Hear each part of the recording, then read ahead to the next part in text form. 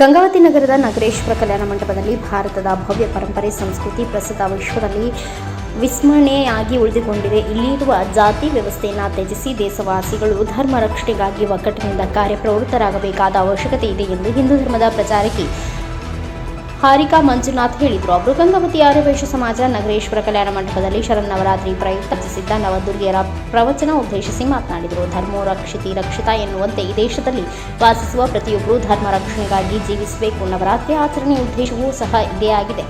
ದುಷ್ಟರ ಸಂಹಾರ, ಶಿಷ್ಟರ ರಕ್ಷಣೆ ಇದನ್ನು ಆತ್ಮಸಾಕ್ಷಿಯಾಗಿ ಜೀವನದಲ್ಲಿ ಅಳವಡಿಸಿಕೊಳ್ಳಬೇಕು. ಪ್ರೀತಿ, ವಿಶ್ವಾಸ, ಅನುಕಂಪ ಪ್ರತಿಯೊಬ್ಬರು ಅಳವಡಿಸಿಕೊಂಡಾಗ ಮಾತ್ರ ದೇಶ ಹಾಗೂ ಧರ್ಮ ರಕ್ಷಣೆ ಹೆಚ್ಚುತ್ತದೆ ಎಂಬ ಸಂದೇಶವನ್ನು ಸಾರಿದರು. ವಿಶ್ವದಲ್ಲಿ 3ನೇ ಮಹಾಯುದ್ಧದ ಕಾರ್ಮೋಡ ಭೀತಿಯಲ್ಲಿದ್ದು ಇದಕ್ಕೆ ದ್ವೇಷ, ಅಸೂಯೆ, ಸ್ವಾರ್ಥ ಮನೋಭಾವನೆ ಪ್ರಮುಖ ಕಾರಣವಾಗಿದೆ ಎಂದು ತಿಳಿಸಿದರು. ಈ ಸಂದರ್ಭದಲ್ಲಿ ಆರ್ಯವೈಶ್ಯ ಸಮಾಜದ ಅಧ್ಯಕ್ಷರಾದ ರೂಪಾರಾಣಿ ಎಲ್ ರಾಯಚೂರು, ವಾಸವಿ ಮಹಿಳಾ ಮಂಡಳದ ಅಧ್ಯಕ್ಷರಾದ ಶ್ರೀಮತಿ ಭಾಗ್ಯ ಈಶ್ವರ್ ಶೆಟ್ಟಿ, ವಾಸವಿ ಯುವಜನ ಸಂಘದ ಅಧ್ಯಕ್ಷರಾದ ಪ್ರಸಾದ್ ಪಾನಗಂಟಿ, ಬಿಜೆಪಿ ಮುಖಂಡರ ಸಂತೋಷ್ ಖೇಲೋಜಿ, ಆರ್ಯವೈಶ್ಯ ಸಮಾಜದ ಅಧ್ಯಕ್ಷರಾದ ಹಿರೇಜಂತಕಲ್, ವಿರುಪಾಪುರದ ದರೋಜಿ ನಾಗರಾಜ್ ಸೇರಿದಂತೆ ಇನ್ನು ಅನೇಕರು ಉಪಸ್ಥಿತರಿದ್ದರು. Sharanappa, NKS TV 4 news, Gangavathi.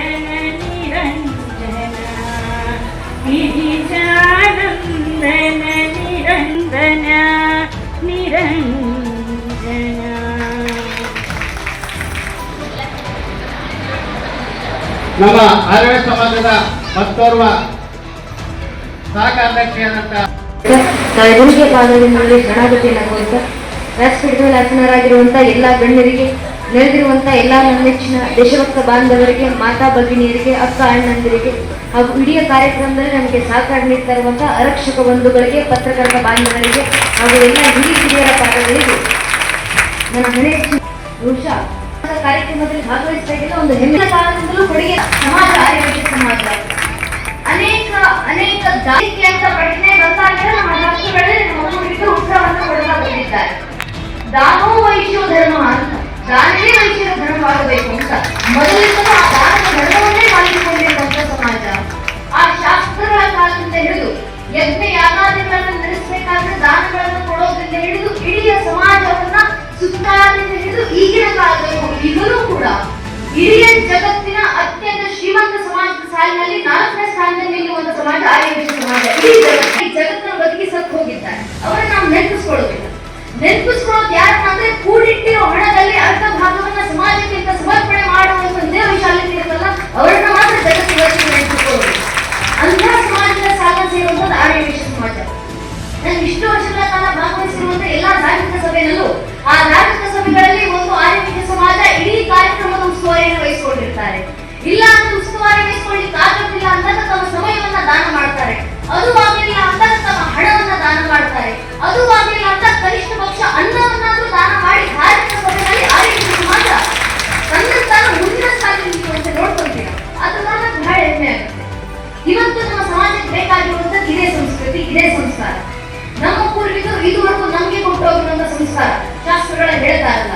ನಾ ಪ್ರಜೋ ನ ದಾನವ ತ್ಯಾಗೇನೈತೆ ಅಮೃತತ್ವ ಮಾನುಷು ಅಂತ.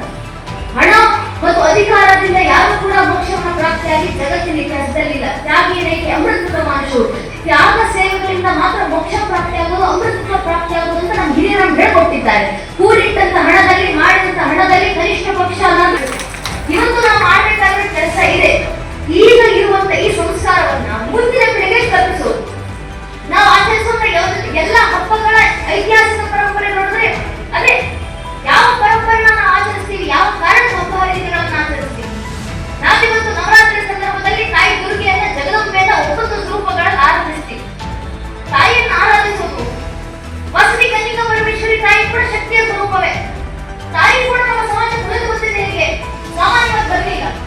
ಒಂದೊಂದು ಮನೆತನದವರು ಒಂದೊಂದು ಮನೆತನದಿಂದ ಒಬ್ಬೊಬ್ಬ ವ್ಯಕ್ತಿ ಮುಂದೆ ಬಂದು ತಾಯಿಗೋಸ್ಕರ ತನ್ನನ್ನ ಅಗ್ನಿಯಲ್ಲಿ ಆಹುತಿ ಮಾಡ್ಕೊಂಡಂತ ಕಾರಣ ನಿಮ್ಮ ತ್ಯಾಗವನ್ನು ನೋಡಿ ತಾಯಿ ಕನ್ನಿಕಾ ಪರಮೇಶ್ವರಿ ಉಳಿದು ಬಂದಿದ್ದು ಸಮಾಜಕ್ಕೆ. ನಾನು ನಿಮ್ಮ ಸಮಾಜಕ್ಕೆ ದೇವತೆಯಾಗಿ ನಿಲ್ತೀನಿ ಅಂತ. ಆ ತ್ಯಾಗ ಸೇವೆಗಳಿಂದ ಮಾತ್ರ ಉಳಿದು ಬಂದಿರುವಂತ ಈ ಧರ್ಮ, ಈ ಪರಂಪರೆ, ಈ ತ್ಯಾಗ ಸೇವೆಯ ಇತಿಹಾಸವನ್ನೇ ನಮ್ಮ ಮುಂದೆ ಪೀಳಿಗೆಗೆ ಕಲ್ಪಿಸ್ಕೊಡ್ಬೇಕಾಗಿದೆ. ಆ ತಾಯಿ ನಮಗೆ ತೋರಿಸಿಕೊಟ್ಟಂತ ಆದರ್ಶ ಯಾವುದು? ಧರ್ಮಕ್ಕೋಸ್ಕರ ನಿನ್ನನ್ನು ಸಮರ್ಪಣೆ ಮಾಡು. ಧರ್ಮದ ಹಾದಿಯಲ್ಲಿ ಮುಂದೆ ನಡೆದಂತ ಸಂದರ್ಭದಲ್ಲಿ ಎಷ್ಟು ಕಷ್ಟ ಕಾರ್ಪಣ್ಯಗಳು ಬಂದ್ರು ಧರ್ಮದ ಹಾದಿನ ಬಿಟ್ಟು ಹೋಗಬೇಡ. ಧರ್ಮದ ವಿಚಾರ ಅಂತ ಬಂದಾಗ ನೀ ಸಮರ್ಪಿಸಿಕೊಳ್ಳಿಕ್ಕೆ ಕೂಡ ಸಿದ್ಧನಾಗಿರು. ಯಾಕೆ? ನಮ್ಮ ಧರ್ಮ ರಕ್ಷಣೆ ಆಗಬೇಕಾಗಿದೆ, ನಮ್ಮ ಸಂಸ್ಕೃತಿ ಪರಂಪರೆ ರಕ್ಷಣೆ ಆಗಬೇಕಾಗಿದೆ. ನಾವು ತಾಯಿ ದುರ್ಗೆಯನ್ನು ಆರಾಧಿಸೋದು ದೇವಿ ಸಪ್ತಶತಿಯಲ್ಲಿ ಮಾರ್ಕಂಡೇಯ ಋಷಿಮುನಿಗಳು ತಾಯಿಯ 9 ಸ್ವರೂಪಗಳನ್ನು ಹೇಳ್ತಾರೆ. 9 ದಿನಗಳ ಕಾಲ ತಾಯಿ 9 ಸ್ವರೂಪಗಳನ್ನು ಆರಾಧಿಸ್ತೀವಿ ನಾವು. ಪ್ರಥಮಂ ಶೈಲಪುತ್ರಿ ಚ, ದ್ವಿತೀಯ ಬ್ರಹ್ಮಚಾರಿಣಿ, ತೃತೀಯ ಚಂದ್ರಘಂಟೇತಿ, ಕೋಶಮಾಂಡೇತಿ ಚತುರ್ಥಕಂ, ಪಂಚಮಂ ಸ್ಕಂದಮಾತೇತಿ, ಷಷ್ಠಂ ಕಾಕೇಯೇತಿ ಚ, ಸಪ್ತಮಂ ಕಾಲರಾತ್ರಿತಿ, ಮಹಾಗೌರಿತಿ ಷಷ್ಠಮಂ, ನವಮಂ ಸಿದ್ಧಿದಾತ್ರಿ ಚ, ನವದುರ್ಗ ಪ್ರಕೀರ್ತಿತ ಅಂತ 9 ದಿನಗಳ ಕಾಲ ತಾಯಿಯ 9 ಸ್ವರೂಪವನ್ನು ಆರಾಧಿಸುವಂತ ನಾವುಗಳು ಆ 9 ಸ್ವರೂಪಗಳು ಯಾಕೆ ಹುಟ್ಟಿ ಬಂತು? ಯುಗ ಯುಗಕ್ಕೂ ಮಾರ್ಕಂಡೇಯ ಋಷಿಮುನಿಗಳು ಬರೀತಾರೆ.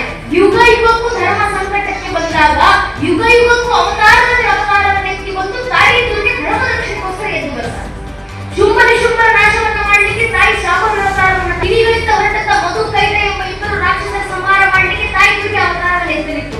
ವಿಷ್ಣುವಿಗೆ ಹಯಗ್ರೀವ ಅವತಾರವನ್ನು ನೀಡಲಿಕ್ಕೆ ತಾಯಿ ಮತ್ತೊಮ್ಮೆ ಅವತರಿಸಿತು. ಸಂಕಟ ಬಂದಾಗ ಧರ್ಮಕ್ಕೆ ಮಹಿಷಾಸುರನಂತ ರಾಕ್ಷಸರ ಮರ್ದನವನ್ನ ಮಾಡಲಿಕ್ಕೆ ತಾಯಿ ವರಾಹಿ ಅವತಾರವನ್ನು ತಾಳಿದ್ದು ಮಹಿಷಾಸುರ ಮರ್ದಿನಿಯಾಗಿ ಎದ್ದು ಬಂದಾಗಿಲ್ಲ ತಾಯಿ ಅವತರಿಸಿ ಬರ್ತಾರೆ. ಯಾಕೆ ಅವತರಿಸಿ ಬಂದು ಈ ಧರ್ಮ ಇವತ್ತು ಆ ತಾಯಿಯನ್ನ ನಾವು ಆರಾಧಿಸ್ತಿದ್ದೀವಿ ಎಂದರೆ